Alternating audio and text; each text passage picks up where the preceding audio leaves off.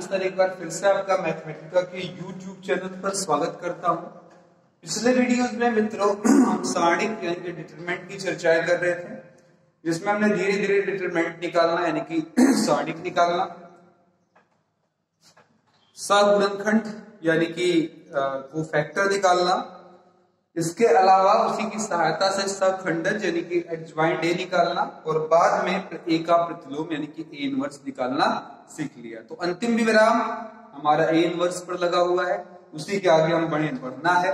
तो कोई भी मित्र जो इस एक्सरसाइज यानी कि आज का हमारा टारगेटेड एक्सरसाइज जो है वो 4.6 है, 4.6 है। इस 4.6 के सवाल हमको लगाने हैं। अगर इसके पीछे की वीडियोस आपने नहीं देखे हैं तो बिल्कुल इस वाले वीडियो में आपका स्वागत नहीं मैं कर पाऊंगा, क्योंकि फिर समझने का कोई मतलब नहीं है। आपको कम से कम ए इनवर्स निकालना आना चाहिए, तब फिर जाकर आप यहाँ पर अगर आते हैं तो फायदा है। ठीक है, तो यहाँ पर देखिएगा हमारी हेडिंग है सारणिकों के अनुप्रयोग।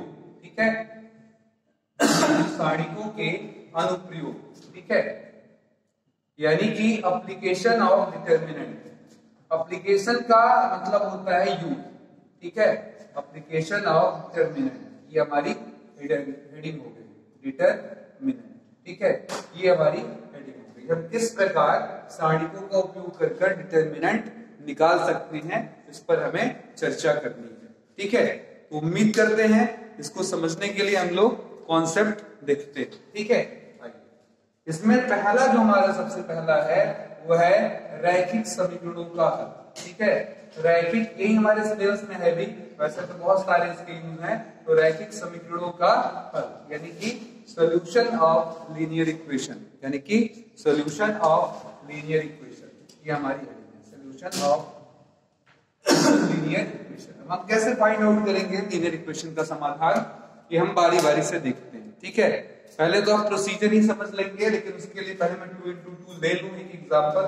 ठीक है, अगर हमारे पास इस तरीके से है a1 x plus b1 y when there are two variable, जब वहां दो चर बराबर c1, फिर यहाँ पर a2x प्लस b2y बराबर c2। आप कहेंगे सर जी बचपन में खूब लगाए, ला लगा दें 0 नंबर मिलेगा, बचपन से लगाए तो यहाँ लिखेगा साफ कि बाय यूजिंग मैट्रिक्स मेथड, यानी कि आव्यूह विधि का प्रयोग करके x और y का मान निकालें। तो पहले जैसे आव्यूह में लिखना आपको आना चाहिए, तो ये तो हमारा सामान्य रहा तरीका हाई स्कूल का।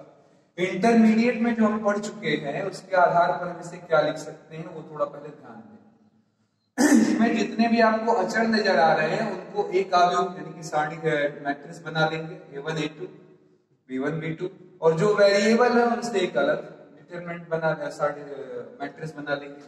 सामने जो कांस्टेंट है उनसे एक अलग मैट्रिक्स बना लेंगे c1 और c2। आप चेक भी कर सकते हैं, ये वही चीज आएगी जो ऊपर दिखी हुई है। मल्टीप्लाई ऐसे ही होता है ना, a1x b1y बराबर क्या आएगा c1, फिर देखिए a2x b2y बराबर क्या आएगा c2, सामने c2। ठीक है, इस तरीके से काम आपका बन जाएगा। ठीक, अब इसको हम एक नामकरण दे रहे हैं। क्या नामकरण दे रहे हैं? ए,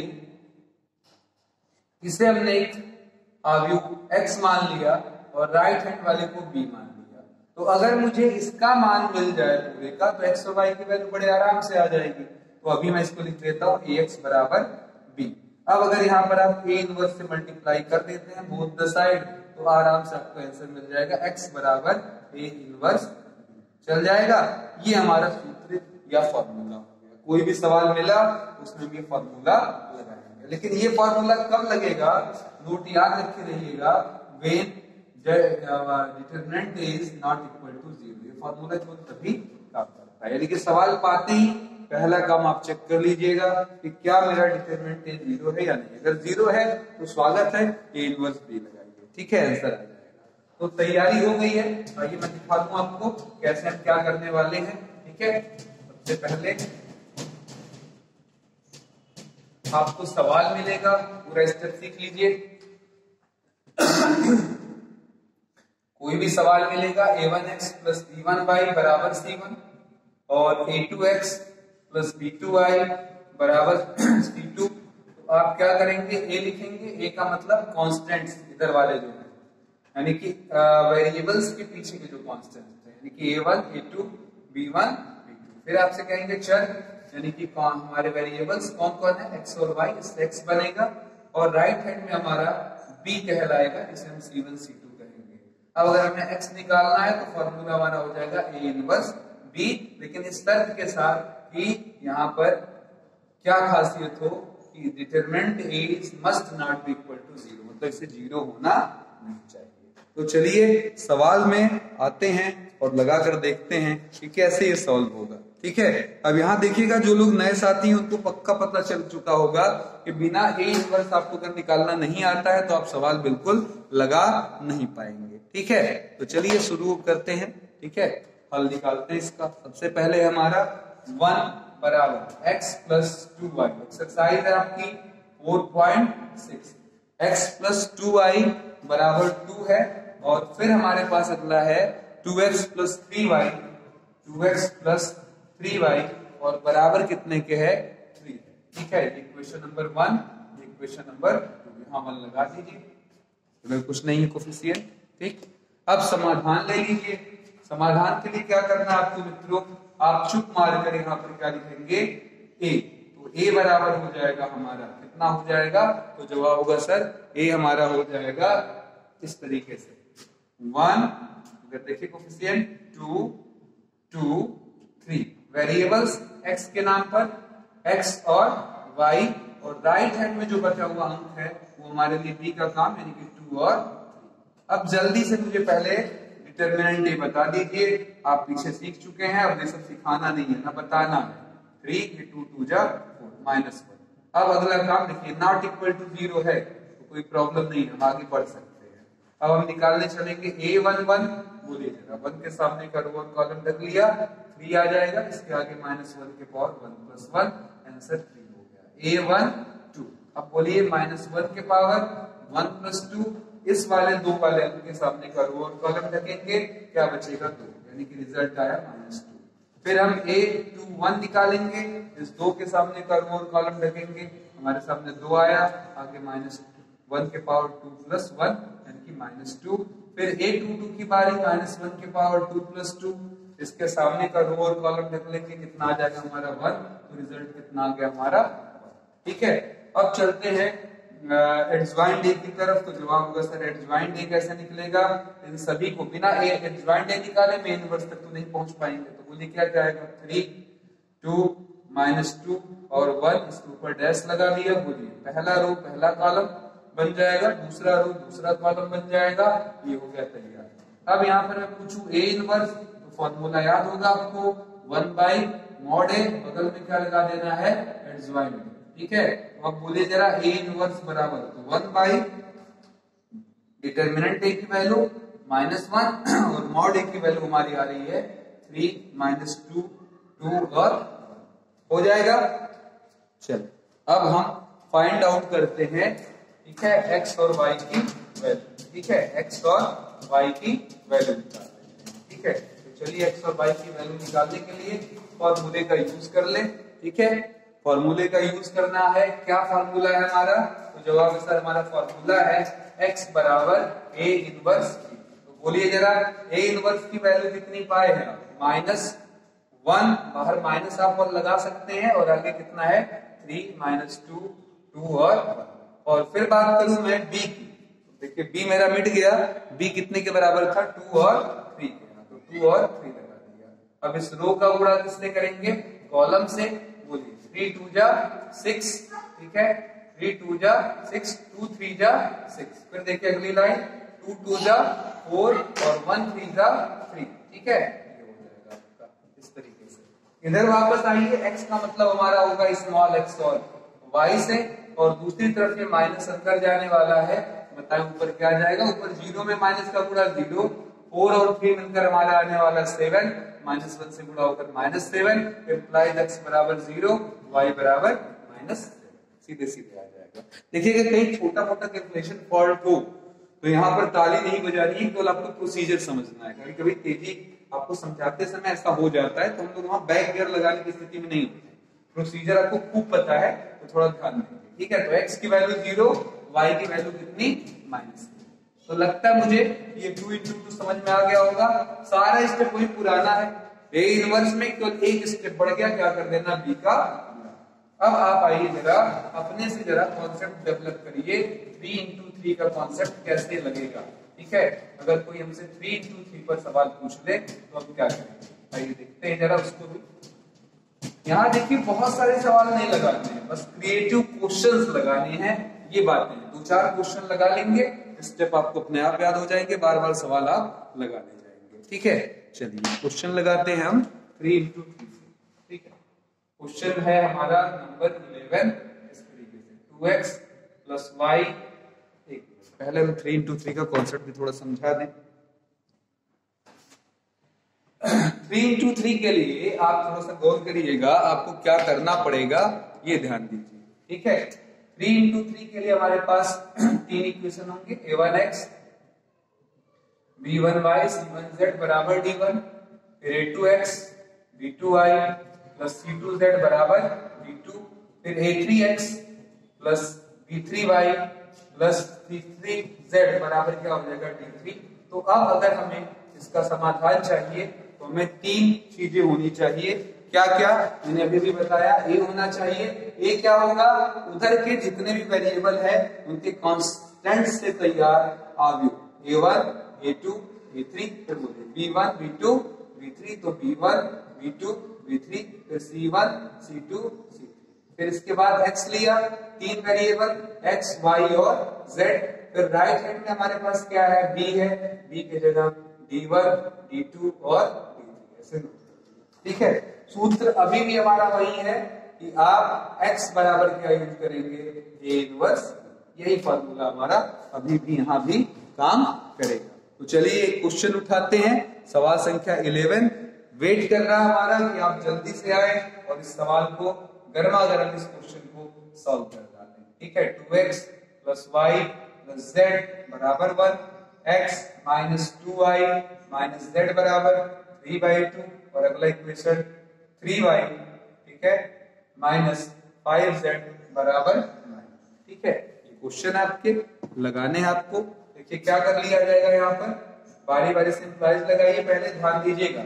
जब आप सवाल पाइए और देखिए वेरिएबल कितने हैं, तो हर इक्वेशन में उतने वेरिएबल होने चाहिए। इसमें देखिए 3 हैं, इसके पीछे कुछ नहीं है, तो 1y कहकर ऐसे लिख सकते हैं, 1z बराबर 1। अगला वाला लिख सकते हैं 1x - 2y - 1z बराबर 3/2। यहाँ देखिए x नहीं है, इसका मतलब उसको हम 0x लिख सकते हैं, प्लस 3y - 5z बराबर। इक्वेशन नंबर 1, ये 2, ये हो गया। अब बोलिए जरा a कितना होगा, तो जवाब होगा सर 2 1 0 हो गया। 1 - 2 3, 1 - 1 5, और यहाँ पर वेरिएबल्स कौन कौन है, 3 x y और z। फिर आगे b बराबर, तो कहेंगे सर जी 1 3/2 और 9। तो उम्मीद करते हैं यहां तक तो आपको कोई प्रॉब्लम नहीं हुई होगी, और इसके आगे अगर प्रॉब्लम है वो, तो ये गारंटी है कि आपने पीछे वाला चैप्टर यानी कि एक्सरसाइज है, चैप्टर भी गलत कहूंगा, एक्सरसाइज नहीं पढ़ा होगा। तो चलिए पहले डिटर्मिनेंट ये निकाल लें, देखें कहीं वो 0 तो नहीं आ रहा। तो देखिए ये 2 के सामने का रो कॉलम ढका, ये 10 आ रहा है, -3, तो 10 - 7। फिर -1 लगाया, सामने का रो और कॉलम हमने फिर ढका, ये आएगा -5, ये 0। ठीक है, फिर अगला +1 लगाएंगे, इसके सामने का रो और कॉलम ढकेंगे हम, फिर देखेंगे कितना आएगा, 3 और 0। ठीक है, तो चलिए कितना आ रहा है यहाँ पर, 10 और 3 13, 13 दूना 26, और ये हमारा कितना आ गया 5। फिर लास्ट वाला कितना आ गया 3, तो 5 3 8, 36 में 8 जोड़ दिया जाए 34, 34। ठीक है, अब चलिए बारी बारी से a11 निकाल लीजिए। बोलिए सामने का रो कॉलम, अब मैं डायरेक्ट लिख रहा हूँ a11। एक चीज और आदत डाल लीजिए, -1 के पावर 1 + 1 वगैरह लिखने के बजाय चिन्ह ऐसे होता है, इसमें अल्टरनेट होता आएगा वही। आप चाहे तो चेक कर सकते हैं डायरेक्ट, प्लस माइनस प्लस, पहला प्लस दूसरा माइनस प्लस, यहाँ पर चिन्ह लगाते चले। -1 के पावर वाला सिस्टम अब खत्म कर दे, ये आदत बना ले 3x3। तो बोलिए जरा पहला कितना, प्लस, और सामने का रो और कॉलम ढका, तो ये आ रहा 10 और -3, तो 10 - 3 आ गया 30।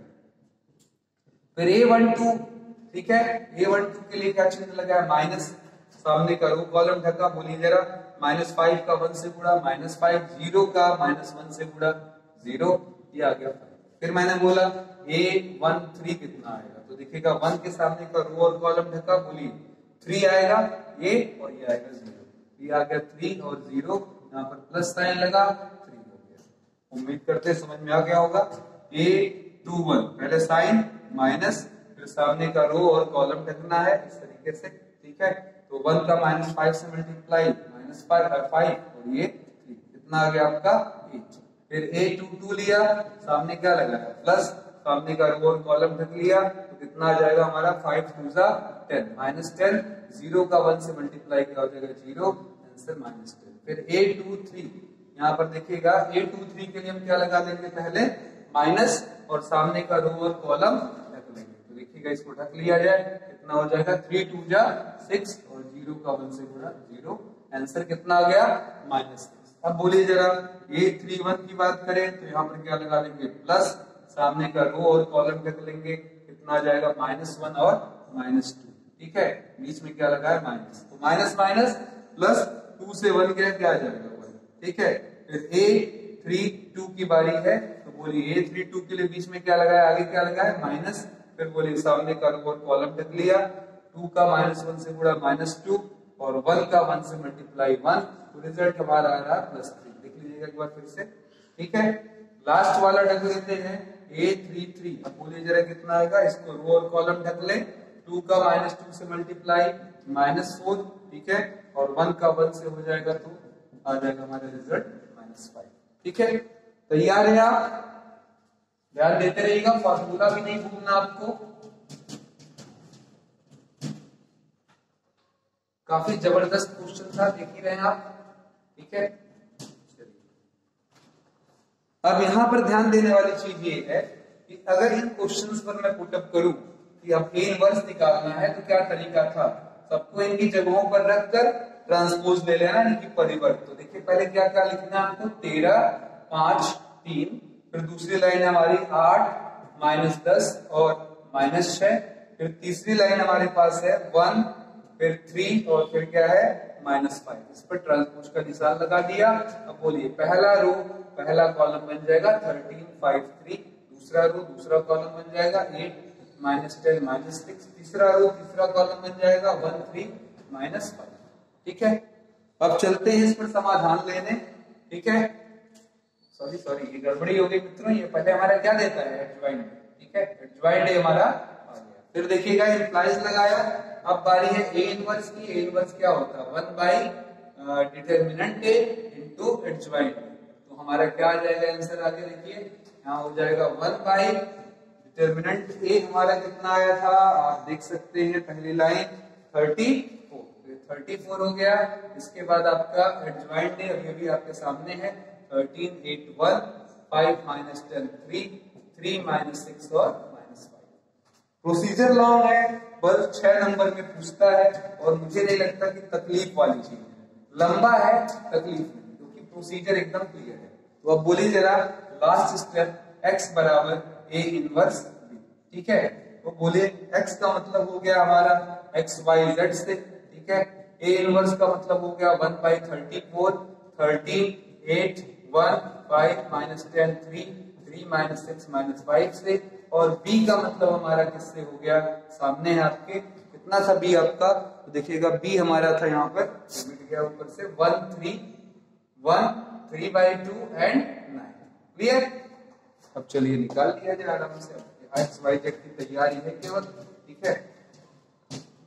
उम्मीद करते हैं आसान लग रहा होगा, क्योंकि काम बहुत ही इजी है वाकई में, है ना, लंबा है और मैं बार बार कह रहा हूं इजी है। चलिए रो का गुणा किससे कर लिया जाए, कॉलम से, तो बोलिए जरा 1 बाई 34, उधर आ गया 13, 8 से मल्टीप्लाई होने के बाद 2 4 जाओ 8 4 3 जा 12, 1 का 9 से मल्टीप्लाई 9, ठीक है। अगला मल्टीप्लाई 5 आ जाएगा, 2 5 जा 10 5 3 जा 15 -15 9 3 27 27। अगला लाइन 3 1 जा 3, 2 से मल्टीप्लाई 2 3 जा 6 3 3 जा 9, फिर 9 बचे 45 यानी कि 45, ठीक है। तो अब तैयारी है हमारी, इधर x y और z, इस 34 को हम 1 बाई 34 को हम आगे भेज दें, तो 13 12 25, 25 और 9 मिलकर 34, जिसमें 34 का भाग दे देना, 27 और 5 32 में से 15 घटा दें, 32 में से 15 घटा दें हम, 1 मिनट, 27 और 5 हमारा कितना है, 1 मिनट, 32, ठीक है, 32 में से 15 घटा दें 17, इसके नीचे 34, फिर हमारे पास यहाँ 3 घटा, 9 में से -6, 51 आ जाएगा, 51 के नीचे 34 हो जाएगा, ठीक है, ये 12, तो 34 से 34 घटा, 17 दूना 34 हुआ, यहाँ पर 17 दिया 51, 17 दूना 34 हो गया, तो इसका मतलब x बराबर 1, सीधे सीधे y बराबर 1/2 और z बराबर -3/2, ये हमारा आंसर हो गया। x की वैल्यू 1, y की वैल्यू 1/2 और z की वैल्यू कितनी हो जाएगी, -3/2। तो कितना आसान है निकालना। अब इस पर प्रैक्टिस आप कर सकते हैं, 1 से लेकर पूरा एक्सरसाइज लगा सकते हैं टोटली, लेकिन उसके पहले एक छोटी सी बातें और भी कर लेनी है।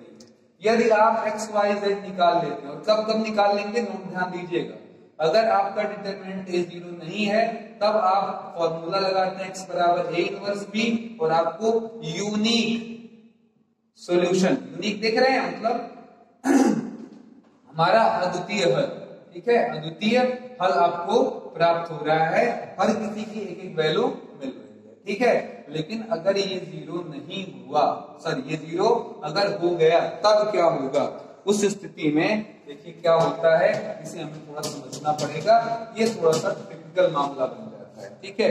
तो यहाँ पर हमारे पास अब हम बजाय इनवर्स तक आने के हम एडज्वाइंट ए में बी का मल्टीप्लाई कराने लगते हैं, ठीक है, यहाँ एडज्वाइंट ए में क्या करा लेने लगते हैं, बी का मल्टीप्लाई, और अगर ये 0 नहीं आ रहा है तो सीधे लिखिए नो सॉल्यूशन, मतलब हल संभव नहीं, ऐसे सवाल का आप हल संभव नहीं कहते, मतलब हल संभव नहीं होगा। और इक्वल टू 0 हुआ तो यहाँ कोई नहीं बता सकता क्या होगा, it may be unique, it may be have solution, ठीक है, यानी कि infinite solution, it may have infinite solution, यानी कि इसके पास अनंत हल होगा।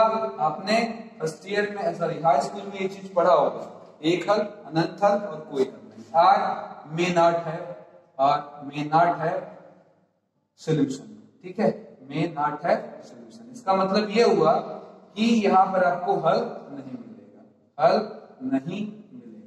क्लियर हो गया कॉन्सेप्ट, ठीक है।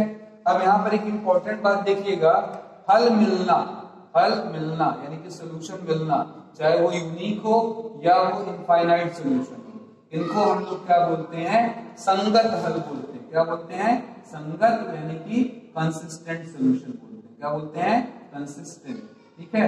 और अगर आपको हल ना मिले तो हम उसको बोलते हैं इनकंसिस्टेंट। क्या बोलते हैं, इनकंसिस्टेंट, ठीक है, इनकंसिस्टेंट सॉल्यूशन बोलते हैं, ठीक है, यानी कि असंगत। क्या बोलते हैं, असंगत, ठीक है। तो अब इस पर हम थोड़ा सा कोई क्वेश्चन लगाकर देखें कि कौन सा सवाल हमारा बन जाएगा। तो मैं एक सवाल अपने से क्रिएट कर ले रहा हूं, आइए देखें जरा। एक छोटा सा सवाल मैंने बनाया, बहुत बड़ा नहीं है, सिंपल सा लिया ताकि आपको समझा दिया जाए। हमने लिखा a बराबर, इक्वेशन दिया, इक्वेशन हमने दिया 2x प्लस 6y, यहाँ पर 4x प्लस 6y कर लेते हैं, 3x प्लस 2 कर देते हैं, ठीक है, 3y बराबर, यहाँ पर 10 कर लिया, यहाँ पर 12 कर लिया, और पूछा सर इसका क्या हला भला होगा। अगर 10 12 भी नहीं करते हैं तो हम यहाँ पर कर लेते हैं ऊपर 10 और नीचे क्या लगा लिया 5, ठीक है। क्या है, तो आप फिर से देखिएगा, अब तो आप समझदार हैं, नहीं समझता टाइम लगेगा।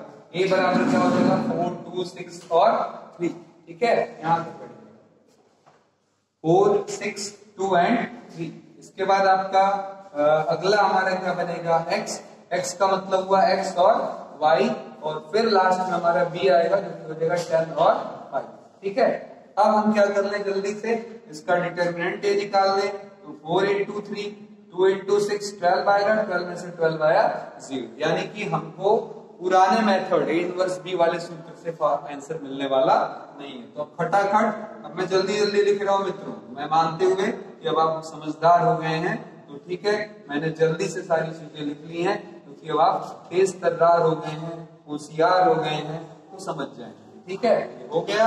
एडज्वाइंट ए की जगह लिए हम क्या लिख लेंगे, सबकी जगह पर उठाकर ये अंक रखेंगे, फिर इनका क्या करेंगे, परिवर्त लेंगे, 3 - 2 - 6 और 4 कर लेंगे, और फिर इसके बाद तुरंत क्या निकालेंगे यहाँ पर, adjoint A into B. Inverse नहीं निकाल सकते, कारण बता सकते हैं, कोई क्यों नहीं इनवर्स निकाल सकते, तो जरा ध्यान दीजिएगा। आप अगर ए इनवर्स निकालने जाएंगे तो 1 बाई डिटरमिनेंट ए, आगे एडज्वाइंट ए लगाएंगे जिसकी वैल्यू 0 है, और 0 से किसी भी चीज का डिवाइड करने पर क्या बन जाएगा, इनफाइनाइट बन जाएगा। ठीक है, कोई प्रॉब्लम? चलिए, तो अब क्या करने वाले हैं, लास्ट स्टेप हमारा एडज्वाइंट ए का मल्टीप्लाई किससे करने वाले हैं, बी से। तो बोलिए एडज्वाइंट ए 3 - 6 - 2 और 4, और बी के जगह 10 और 5। इसे चेक करने चल रहे हैं क्या आने वाला, बोलिए जरा। 10 3 30, -6 का 5 से मल्टीप्लाई -30, 2 का -20, 4 का 5 से +20, रिजल्ट आ रहा है 0 0, और 0 आने का मतलब ये हो गया, इट इंप्लाइज इट हैज कितने सॉल्यूशन मित्रों, अभी भी आपको बताया मैंने, इनफाइनाइट सॉल्यूशन, यानी कि अनंत हल। अगर यह मान आपका आता है क्या, 0, इसका एडज्वाइंट ए इनटू बी का गुणा, तो हल हमारा अनंत हल होगा। और हल है, इसमें हम यहाँ पर कंसिस्टेंट या संगत शब्द लगा सकते हैं, यहाँ पर हल क्या होगा, हमारा संगत होगा। तो उम्मीद करते हैं, अगर यही नॉट इक्वल टू 0, यहाँ 1 आ जाता है, यहाँ 2 आ जाता, कुछ आ जाता, तो आप कह देते कि ये 0 नहीं है, तो इसलिए उस केस में हम कोई भी सर जवाब नहीं दे सकते हैं, ये सिंपल सी बात आ जाएगी। तो उम्मीद करते हैं एक्सरसाइज 4.6 का कॉन्सेप्ट जबरदस्त तरीके से आपके दिमाग में बैठ गया हो। यहाँ 16 क्वेश्चन है, खूब प्रैक्टिस करें मित्रों। कोई दिक्कत हो कमेंट बॉक्स में कमेंट करें। धन्यवाद, मैं देखूंगी। ठीक है।